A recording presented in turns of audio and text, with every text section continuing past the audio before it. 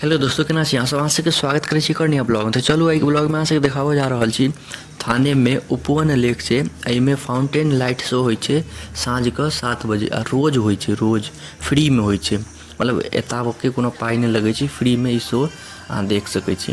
एते मस्त फाउंटेन लेक शो छै, गजब के। आई देखियो कथी के मूर्ति बनल छै, बहुत सुंदर मूर्ति छै। तऽ एक नंबर छै। और पीछा में गीत गाना बाजि रहल हेतै। ई गाना पर ई लाइटिंग देखो में एक नंबर लगे छै। देखियो कते भीड़ छै, सब एतऽ देखऽ ले अबै छै साँझ के। ई गाना बाजि रहल छै, खाली कॉपीराइट नहीं मारि दे यूट्यूब हमर इस चैनल ई वीडियो पर। हम रिस्क लऽ कऽ डालि रहल छी। अगर ई वीडियो आबि जाएत तऽ बुझियौ कॉपीराइट नहीं मारल के। अगर नहीं आएत तहन तऽ कोनो बाते नहीं। देखियो कते मस्त ई लाइटिंग ई गाना पर एकदम शूट करै छै। तऽ जे एबै ने एक नंबर लागत। गाना पर एकदम लाइटिंग सब फिक्स कैल छै। एते मस्त लाइटिंग छै, झरना बहै छै, फाउंटेन शो छै। एतऽ साँझ के आबू, एकदम सुकून जे कहै छै ने एतै छै। एक नंबर लागत देखऽ में। जते भरि दिन के माथा के टेंशन रहत ना, सब भूलि जेबै एतऽ आबि कऽ। एते मस्त शो लागत, एते शांत नजारा। एतऽ ठंडा लागत, मतलब हवा चलैत रहै छै। देखियो पीछा में पहाड़ सब, कते ऊंच ऊंच पहाड़ सब छै। एते गजब के छै।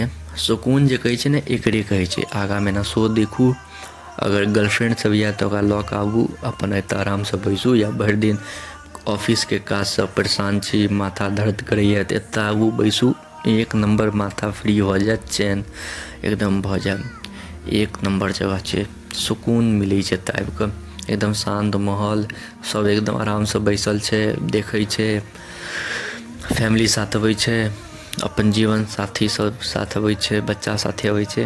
मस्त जगह छै। आ गाना के साथ एकदम देखियो झरना बहै छै, लाइटिंग होइ छै। एक नंबर छै, मस्त चीज छै। ई मुंबई के लास्ट वीडियो या हमर। आब एतऽ से हम जेबै वापस बिहार दरभंगा।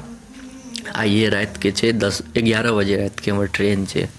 तो ई लास्ट वीडियो या मुंबई के। मुंबई दर्शन ब्लॉग हम डालने छी, कए गो वीडियो नहीं आबि गेल हेतै। छोट छोट वीडियो डाललिए, लेकिन मुंबई दर्शन के कए गो वीडियो डालने छी। अहाँ सब जे सब नहीं देखने हैब, जाकऽ अखने देखू, जरूर देखू। बहुत नीक लागत अहाँ सबके। एक बेर देख के एबै ना तऽ बहुत मजा आएत। ओतऽ बहुते जगह गेलिए, gateway of India, marine drive, Juhu beach, celebrity सबके घर, वानखेड़े स्टेडियम, समुंदर में कते जगह नहीं गेलिए। नेहरू साइंस सेंटर, एते जगह गेलिए कहि नहीं सकै छी। बहुत नीक नीक जगह छै। हमरा तऽ मुंबई बहुत नीक लागल, बहुत मजा आयल मुंबई में। जे सब नहीं आयल छी मुंबई, एक बेर जरूर आबि कऽ घूमू। अखने तऽ समय छै घूमऽ के, अखन नहीं घूमब तऽ कहियो नहीं घूमि पायब। नहीं घूमने छी, जरूर आउ घूमू, बहुत नीक लागत। देखियो लास्ट वीडियो ये। एतऽ से मोने नहीं भऽ रहल छै जाके, आब वापस जाके मोने नहीं करैया। बहुत नीक लागलै, बहुत नीक लागल मुंबई शहर, बहुत बहुत नीक लगलै। फेर एबै जल्दी से, फेर एबै। देखियो ई लेक के शो एते फ्री में छै। 7 बजे से शुरू भऽ जाइ छै, रोज होइ छै, रोज के रोज। आ फ्री के छै, कोनो एहिमे पाइ नहीं लगै छै, 1 रुपैया नहीं।